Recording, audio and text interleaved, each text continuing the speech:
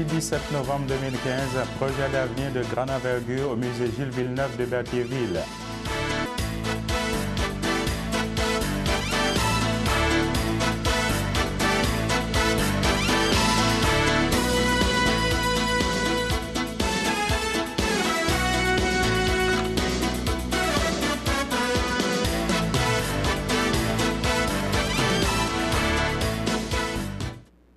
Bonjour à tous, merci de nous rejoindre sur CTRB. Justement, pour parlant du musée Gilles Villeneuve, eh bien oui, il y a un projet de grande envergure qui se trimballe justement pour le musée Gilles Villeneuve bientôt. Eh bien, je vais vous lire justement de quel contexte. Il s'agit de faire du musée Gilles Villeneuve le lieu de référence par excellence de tous les sports motorisés au Québec, de la F1 au karting en passant par le NASCAR et le Stock Car. L'objectif est que l'établissement devienne le musée Gilles Villeneuve du sport motorisé, qu'il soit le point central, le lieu de rencontre des passionnés de sport motorisé. Le projet naît dans le contexte que le musée fonctionne avec un budget serré, qu'il cherche par différents moyens à s'autofinancer et qu'il ne reçoit pas de budget récurrent des gouvernements. Il y a aussi le fait que bien souvent, l'aide financière gouvernementale arrive par le biais de nouveaux programmes mis en place. C'est peut-être le temps de viser un agrandissement, a mentionné M. Alain Bellumeur, qui est le directeur général du musée Gilles Villeneuve. Justement, parlant de Alain Bellumeur, qui est directeur général du musée Gilles Villeneuve, eh bien, cet été, une équipe de CTRB a été sur place pour rencontrer Alain Bellumeur, qui nous a donné ses intentions et qu'est-ce qui se trame justement avec le musée Gilles Villeneuve. En voici un extrait. OK, parfait. Donc, Monsieur Bellumeur, parle-moi donc du musée Gilles Villeneuve et c'est quoi l'implication du musée Gilles Villeneuve justement dans la région de Berthierville? Bien, évidemment, le musée, c'est un attrait touristique d'importance et des visiteurs qui viennent chaque année à Berthierville, qui arrêtent ici, qui proviennent d'environ 30 pays différents. Il y en a évidemment un bon nombre qui peut-être seraient passés tout droit sur l'autoroute, qui n'auraient jamais arrêté à Berthier. Donc, le musée permet à plein de visiteurs de découvrir Berthier aussi. On en est très fiers. Le musée, c'est 27 ans. C'est consacré évidemment à un personnage de légende, un grand champion, Gilles Villeneuve. C'est le Berthollet le plus connu, évidemment, dans le monde, si on peut dire. Et évidemment, le musée présente depuis 27 ans une collection qui est de plus en plus imposante. On parle présentement, là, on a fait un petit décompte dans les dernières heures, on a une bonne vingtaine de voitures, de collection ou de motoneige, d'autos de course, tout ça. Dans le musée, c'est quand même impressionnant. Alors, je sais que pour bien faire reconnaître une région, il faut justement mettre en valeur ses monuments. Eh bien, parlant de monuments, vous savez tout aussi bien que moi que Gilles Villeneuve, c'est aussi un monument à travers international, dans le monde international, et aussi au Québec et partout ailleurs au Canada. Eh bien, est-ce que le musée Gilles Villeneuve, c'est aussi une vitrine sur le monde? Alain Bellumeur nous a répondu à cette question. En voici l'extrait. Une Formule Atlantique d'Andrew Ranger, qui était un autre super pilote québécois, un très bon pilote. Ça s'ajoute évidemment à tout ce qu'on a sur les Villeneuve, Gilles, Jacques et Jacques.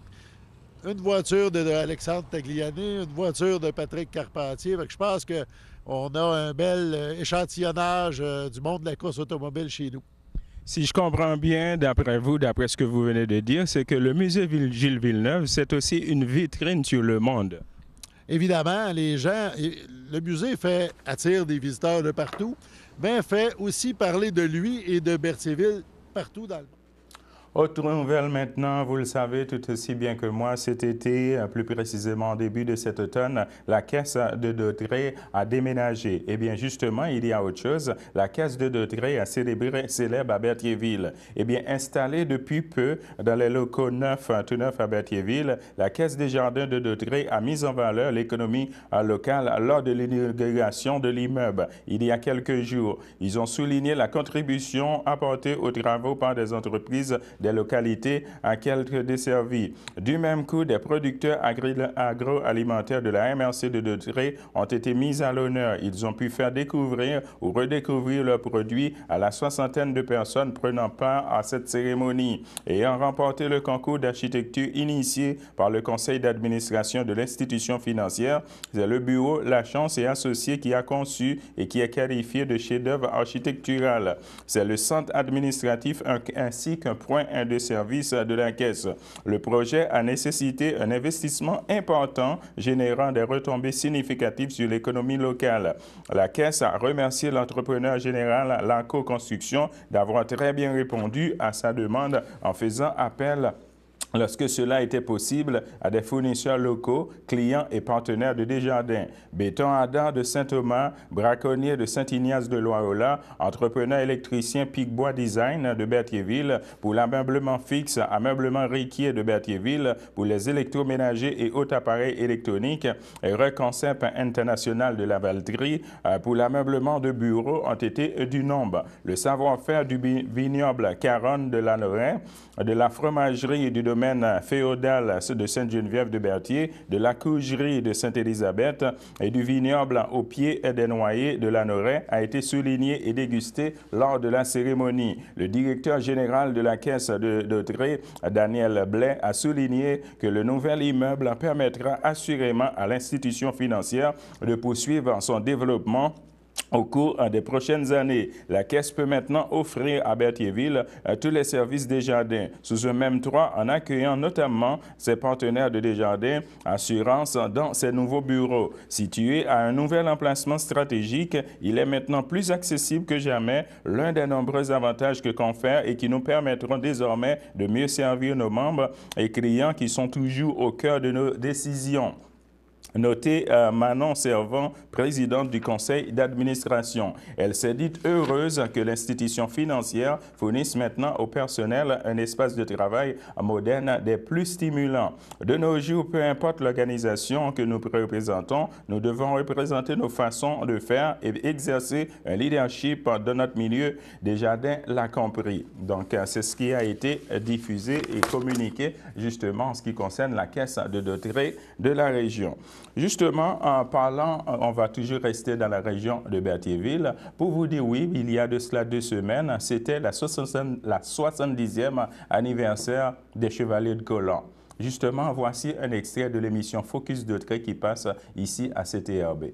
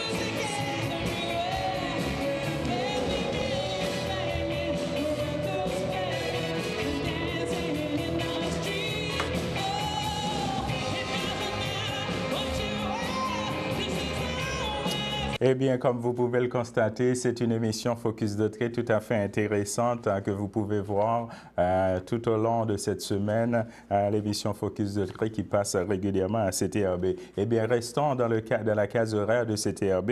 Je vais vous lire la programmation de cette semaine pour vous dire de 7h30 à 12h30, c'est le babillard. De 12h30 à 13h, c'est le bulletin de nouvelles que vous écoutez présentement avec moi. De 13h à 13h30, ça va être Capsule verte.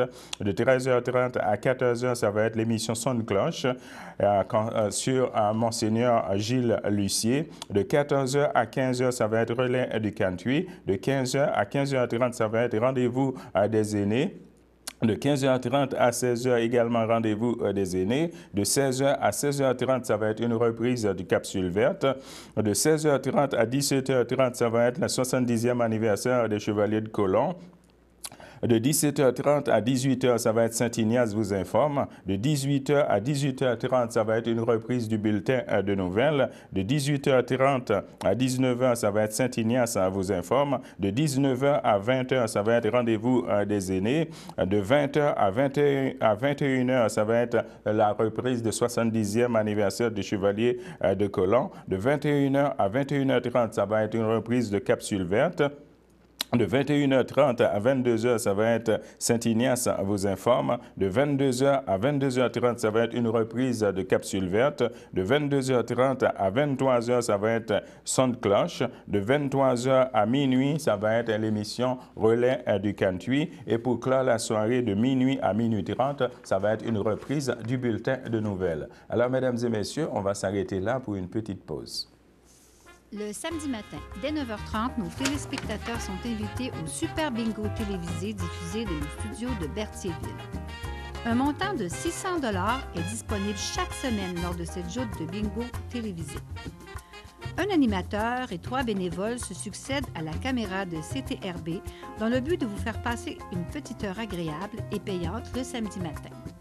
On peut se procurer les cartes de jeu chez les dépositaires autorisés participants à Berthierville, le dépanneur Formule 1, rue Gilles Villeneuve, le marché IGA Extra sur la rue Gabriel Brissette, le dépanneur Gauthier Savard au 480 Montcalm, le marché Métro rue Notre-Dame, la pharmacie Brunet rue Frontenac, le garage Pétroté sur la rue Gilles Villeneuve et à Saint-Ignace-de-Loyola, le marché Aldo rang Saint-Michel, le dépanneur Le Magasin Esso sur le chemin de la Traverse. Et c'est un rendez-vous tous les samedis matins à 9h30 sur les ondes de CTRB, votre télévision régionale et communautaire.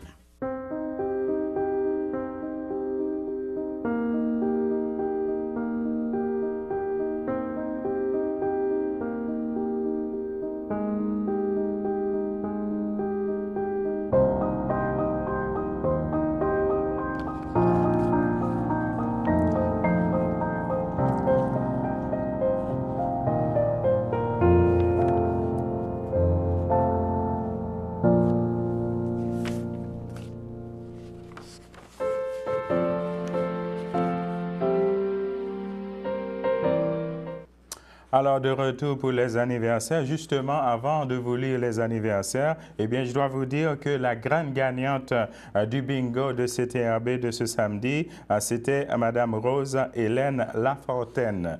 Eh bien, justement, voici les anniversaires. Eh bien, la FADOC de l'île du Pas souhaite bonne fête à Madame Marguerite Pamphili. Eh bien, c'est ce soir, justement, qu'il va y avoir une consultation en culture et patrimoine ici dans la région de Berthierville. En effet, si vous avez des idées de projets culturels, des propositions, la consultation publique aura lieu ce mardi 17 novembre 2015 de 19h à 21h au 550 rue de Montcalm, ici à Berthierville, disons à la MRC de Dautré. Pour toute information et réservation, vous pouvez tout de même aller sur le site culture@mrcautré.qc.ca.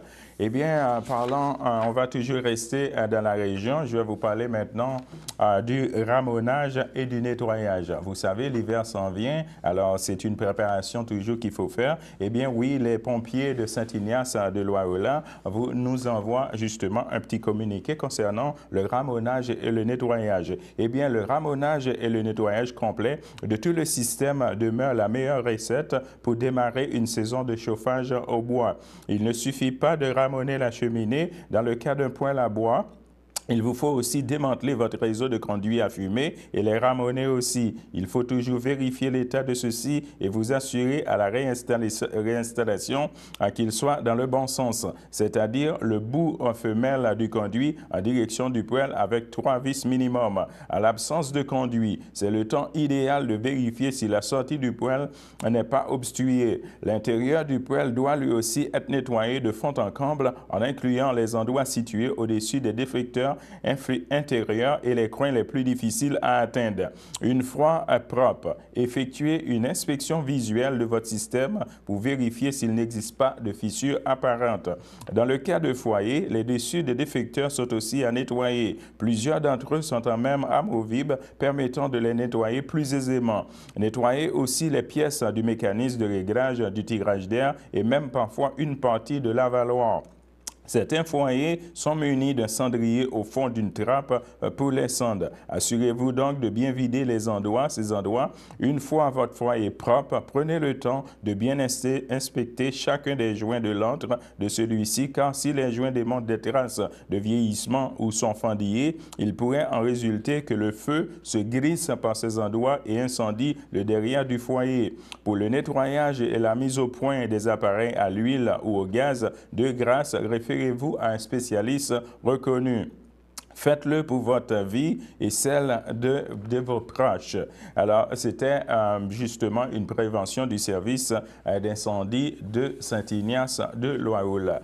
Alors, justement, en parlant d'autre chose, je vais vous donner un extrait d'une émission, Lutte Lanaudière, qui passe régulièrement à CTRB. En voici l'extrait. Drew Onyx, il tente de se relever. Justement, Stu a réussi à toucher son adversaire et ça recommence dans la mêlée ici, à la lutte Lanaudière, Torture Chamber, mesdames et messieurs.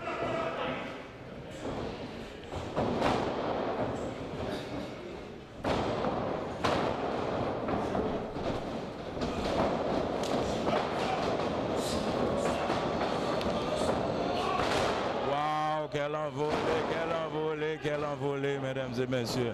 Live. L'arbitre qui commence le countdown, ça n'a pas fonctionné.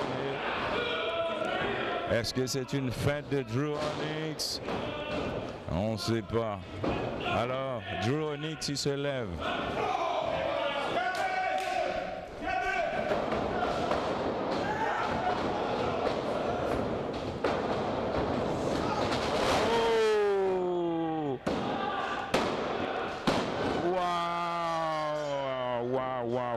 Quelle lutte qu'on vient d'assister, mesdames et messieurs.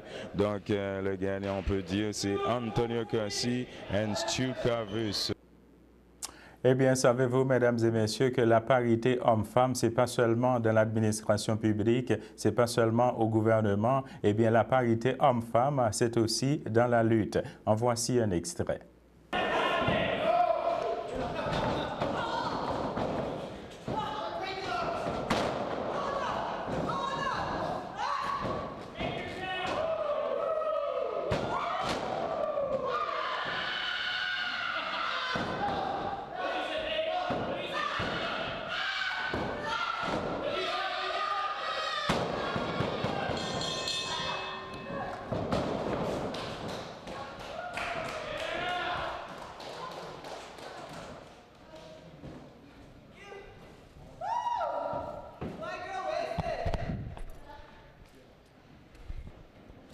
Hey Jessica, on vient de voir que tu as battu Idriss. Comment ça a été le match? C'est la première fois que je mets le titre contre un gars, mais je pense que j'ai quand même bien fait. Ouais, il m'a frappé une couple de fois, mais en fin de compte, c'est moi qui vais être la gagnante. Depuis le 1er août, j'ai gagné cette ceinture-là.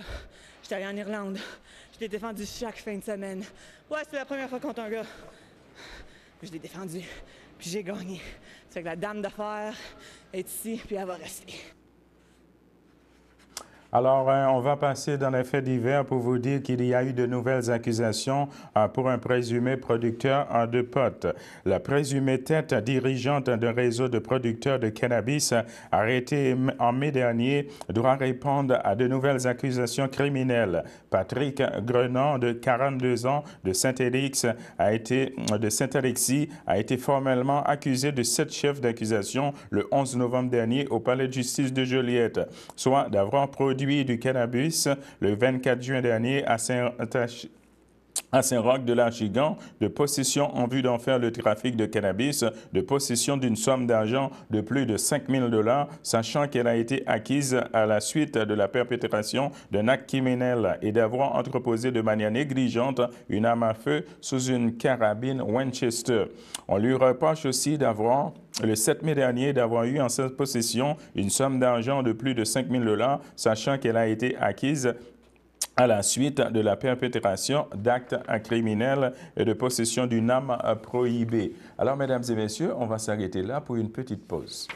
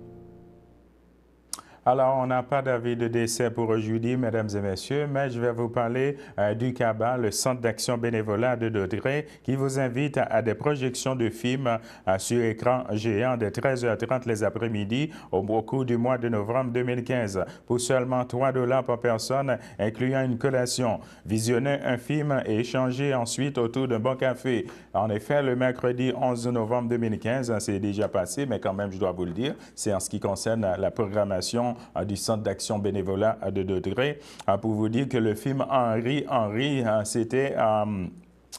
c'était diffusé le 11 novembre dernier. Et bien justement, on continue avec la programmation du CABA pour vous dire que le lundi 23 novembre 2015, de 13h30, ce sera à Serena. Ce va être un drame biographique. Également, le CABA, en collaboration avec la Maison des Jeunes de Berthierville, Place Jeunesse, offre aussi le jeudi, et ce, une fois par mois, les petites vues en soirée. La première représentation, Le Monde Jurassique, aura lieu le 19 novembre de 18h. Le coût est le même, soit de 3 $. Cette initiative a pour but de rapprocher les générations.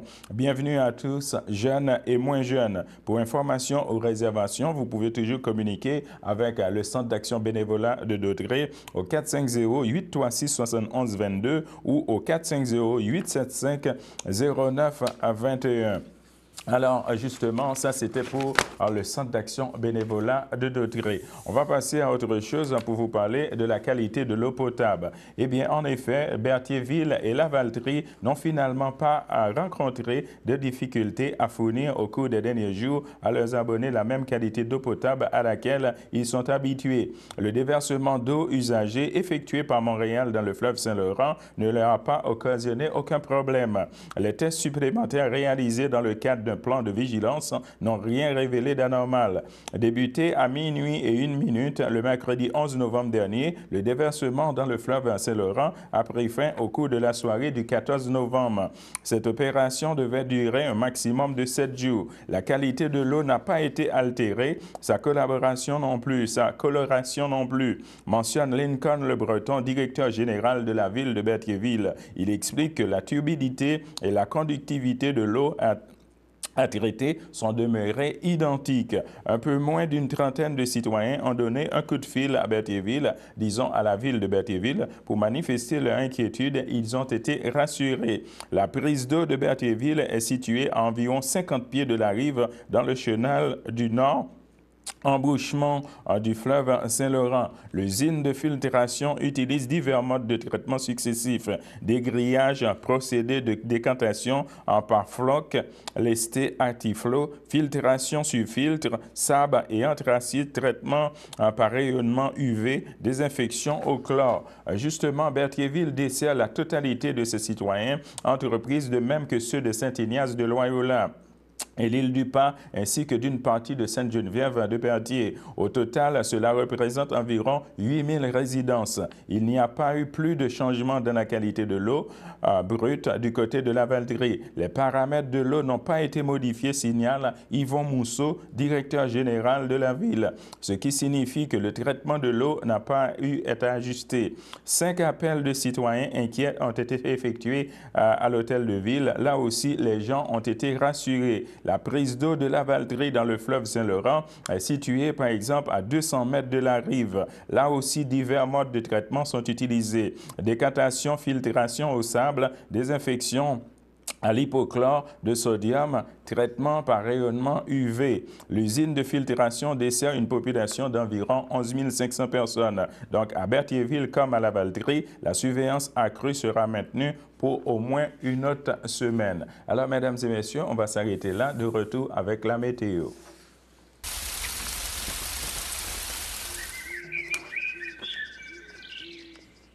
Eh bien, pour la météo, on a présentement un ciel dégagé avec un maximum de 1 degré Celsius et un temps ressenti de moins 2 degrés. Pour ce qui est de mardi dans l'après-midi, on va avoir un ciel généralement ensoleillé avec un maximum de 4 degrés Celsius et un temps ressenti de 3 degrés et une probabilité de pluie de 10%. Pour ce qui est de mardi dans la soirée, on va avoir un ciel dégagé avec un maximum de moins 2 degrés Celsius et un temps ressenti de moins 4 degrés et une probabilité de pluie de 0%. Pour ce qui est de la nuit de mardi, on va avoir un ciel généralement dégagé avec un maximum de moins 5 degrés Celsius et un temps ressenti de moins 9 degrés et une probabilité de pluie de 10%. Pour ce qui est de mercredi dans la matinée, on va avoir un ciel ensoleillé avec passage nuageux, un maximum de moins 2 degrés Celsius et un temps ressenti de moins 5 degrés et une probabilité de pluie de 10%. Alors, mesdames et messieurs, c'est ce qui complète notre bulletin de nouvelles pour CTRB aujourd'hui.